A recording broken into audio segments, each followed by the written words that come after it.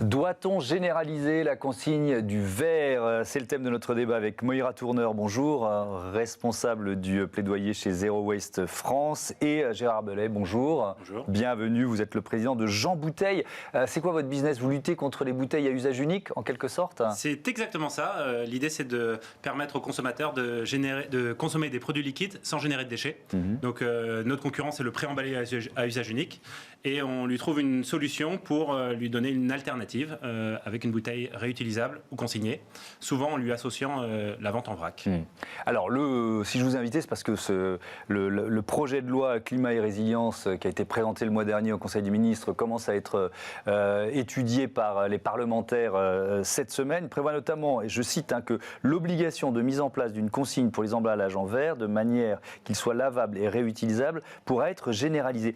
Moira Tourneur, est-ce que c'est un vrai progrès ou est-ce que l'annonce elle est un peu en trompe-l'œil, d'après vous? Non, on ne va pas se mentir, ce n'est pas un vrai progrès. Actuellement, on a une loi qui date de l'année dernière qui dit qu'on va étudier les scénarios de consigne et voir ce qu'on fait à échéance 2023.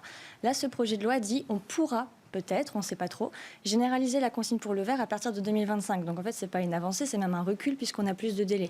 Et ensuite, cette loi, elle ne dit rien puisqu'elle dit on verra à ce moment-là si on fait quelque chose. Elle ne prévoit pas de trajectoire, elle ne prévoit rien de concret. Non, ce n'est pas une avancée. Ouais, alors, on va poser les bases. Pourquoi, pour vous, la consigne du verre, c'est une bonne option en matière d'environnement? C'est une bonne option parce qu'en fait, quand on regarde les emballages, il faut voir le cycle de vie vraiment de l'extraction des ressources nécessaires à leur fabrication à la fin de vie.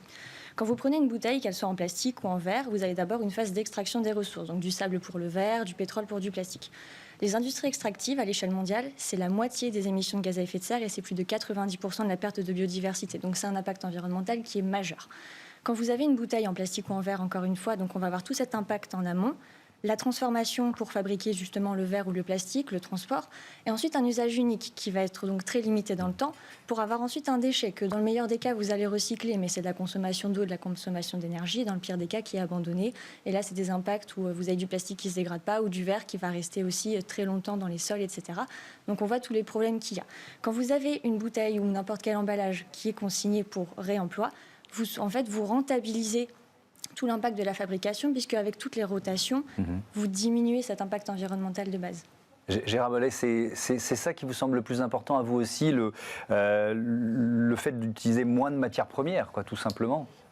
Et de réutiliser finalement cet emballage, lui laisser une vie, parce que en effet on a un emballage qui a une durée de vie extrêmement courte, pourtant on a mis beaucoup de temps et d'énergie et d'intelligence à le fabriquer, pourtant il y a des méthodes pour lui faire durer le plus longtemps possible. Quand on voit que l'emballage à usage unique en verre est un peu une ineptie, alors que c'est un matériau qui est très facilement lavable, on lave son verre dans son lave-vaisselle tous les jours, on se dit pas tiens je vais le jeter à chaque fois que je l'ai consommé, et sur l'emballage plastique, le problématique c'est plus une problématique plastique, c'est vraiment un autre critère que le gaz à effet de serre. Le plastique a une dissémination trop importante. Mais est-ce que ça suppose un système de consignes à réorganiser pour atteindre cet objectif? Il y a une appropriation du marché qui doit être faite par les consommateurs et les industriels pour y répondre. Est-ce que ça doit être la loi qui décide ou est-ce que ça doit être le marché qui le prend? Quand je prends l'exemple des cotons-tiges qui ont décidé d'interdire le coton-tige en plastique, tout le monde s'y est mis, pas de problème. Mais pourquoi on a attendu une loi pour le faire? Tout le monde aurait dû le faire depuis longtemps, des cotons-tiges en papier, c'est tellement évident. Pourtant, tout le monde a attendu qu'une loi soit faite. Donc des fois, je me dis, bon, j'attends pas la loi, moi mon business il fonctionne sans la loi, mais en même temps, s'il y a besoin de ça pour faire du bon sens, faisons-le. Moira Tourneur, c'est aux entreprises elles-mêmes peut-être de mettre en place la filière en quelque sorte, ou de remettre en place la filière, parce qu'on parle quand même de quelque chose qui était basique, la consigne. Oui, tout à fait. Quand on parle de consigne pour réemploi, on ne va pas tout créer, ça existait avant. On réinvente rien. Nos grands-parents ont connu ces systèmes. Oui, il faut que les entreprises elles s'y mettent, mais comme le disait Gérard, si elles s'y mettent pas, il faut aussi donner le petit coup de pouce au départ, parce qu'au bout d'un moment, il va falloir s'y mettre justement. Et ce sont des investissements à la base pour mettre en place les infrastructures, et les entreprises actuellement rechignent. Donc effectivement, s'il y a besoin d'avoir dans la loi justement cette petite étincelle pour lancer la machine, il faut le faire. Alors quelques chiffres qu'on a trouvés grâce au producteur de bière alsacien Météor, qui fait une comparaison consigne VS par rapport à l'usage unique. Économie de 76% d'énergie primaire, 33% d'eau et 79% de gaz à effet de serre. Le recyclage du verre, je reviens là-dessus, Moira Tourneur, parce qu'on peut se dire, il y a déjà le recyclage. Pourquoi s'embêter à recréer un système de consigne? Pour vous, ça ne suffit pas? Non, parce qu'en fait, quand vous recyclez, donc prenons le cas du verre, on a une bouteille en verre qui part pour recyclage. Donc vous allez récupérer de la matière, mais vous n'allez pas récupérer 100% de la matière. Et cette matière que vous allez récupérer, si vous voulez recréer une bouteille en verre, vous allez nécessairement devoir réinjecter de la matière vierge. Donc on revient à ce que je disais tout à l'heure, pression sur les ressources, impact sur la biodiversité, stress hydrique, etc. Et donc, on voit que le recyclage, il faut recycler, ce n'est pas la question. Mais avant de se poser la question du recyclage, il faut vraiment qu'on se pose la question du réemploi. On a la hiérarchie des modes de traitement des déchets en France qui nous dit d'abord, on prévient le déchet, on ne fabrique pas de déchets. Et si on en a fabriqué un, d'abord, on le réemploie. Et une fois, et seulement une fois qu'on a fait ça, on peut se poser la question du recyclage. Donc là, c'est exactement la même problématique. Gérard Ballet, est-ce que ça suppose de standardiser les bouteilles? Parce que vous, c'est vraiment votre business. Est-ce que ça suppose, pour que la consigne redevienne un usage quotidien et soit efficace, est-ce qu'il faut standardiser les bouteilles? Alors c'est un moyen, mais finalement le marché est libre de trouver ces solutions.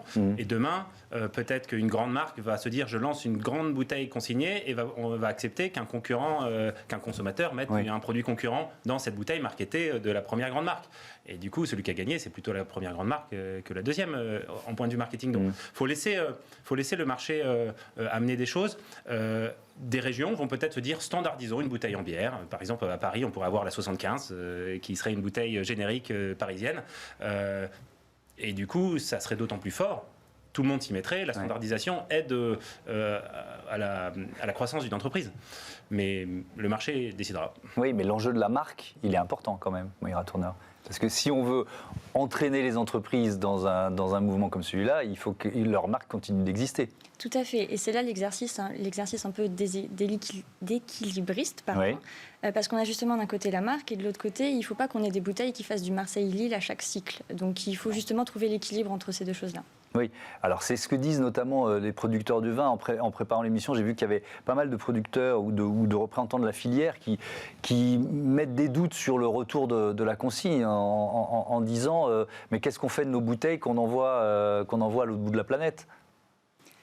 Alors là, il faut voir justement s'il n'y a peut-être pas quelque chose à faire. Mais en tout cas, déjà, si on peut mettre en place ce système en France, c'est un premier pas. Et après, voyons pour le bout de la planète. Mais déjà, sur des produits peut-être locaux, comme de l'eau minérale, il y a certains vins qui sont très consommés en France, etc. Mettons en place ce système en France. Et après, posons-nous la question. Donc, si je vous entends bien, il faut un système, parce que là, on parle vraiment d'organisation, un système de consigne départemental, régional. Gérard Ballet, qu'est-ce que vous en pensez?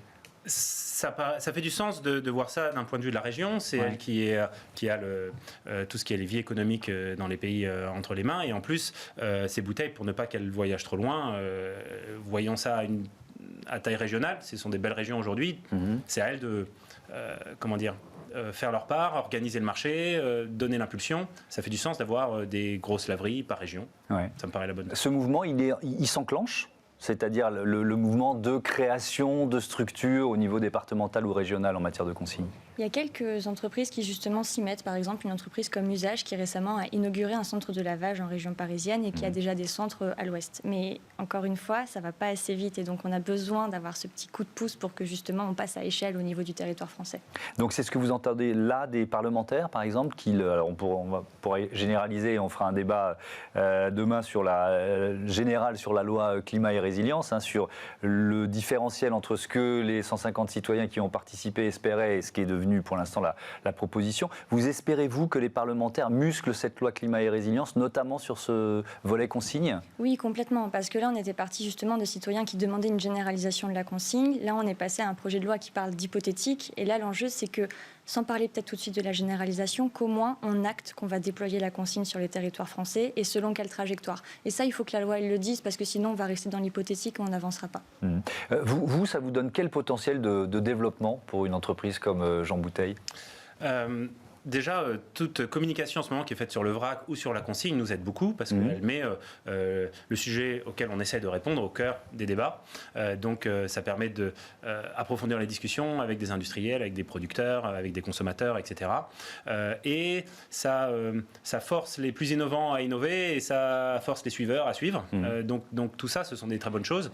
Ce sont des processus très longs de faire changer des textes législatifs. Donc on n'attend pas ça. On essaye de nourrir le débat pour apporter notre pierre à l'édifice. Et aujourd'hui, vos produits, ils sont dans quelle filière de consigne en fait? Comment ça fonctionne? En fait, c'est notre propre filière de consigne. On a même fait une consigne particulière, c'est-à-dire que la consigne, il y a une problématique de TVA dessus, c'est-à-dire qu'on donne le même montant qu'on récupère et il n'y a pas de TVA dessus. Nous, on fait de la vente avec option de rachat, c'est-à-dire qu'on vend la bouteille X euros, on la rachète moins cher, il y a un défalcage qui permet de financer son retour à la laveuse et son nettoyage. C'est du coup un moyen de s'adapter à notre marché en étant créatif, parce qu'il n'y a pas qu'une seule solution pour un seul produit. L'incitation, c'est aussi un bon levier pour généraliser la consigne, ce que ça peut rapporter aux consommateurs, aux usagers? Oui et non, ça peut être un moyen pour certains, mais ce qu'il ne faut pas oublier, c'est que la consigne, c'est aussi une demande des consommateurs. Il y a une étude de l'ADEME de 2018 qui expliquait que 88% des consommateurs et consommatrices trouveraient utile d'avoir des produits consignés dans leur magasin à des fins de réemploi. Mais s'il y a une incitation, ils le seront encore plus et ils passeront peut-être de l'idée aux actes un peu plus facilement. Ça peut être une manière de le voir, mais je pense que même sans ça, il y a aussi toute une conscience écologiste qui se développe parmi la population et que c'est aussi une demande des personnes sans même avoir cet impact financier derrière. Merci beaucoup, merci à tous les deux. Tout de suite, on passe à table, on mange tout, même les couverts.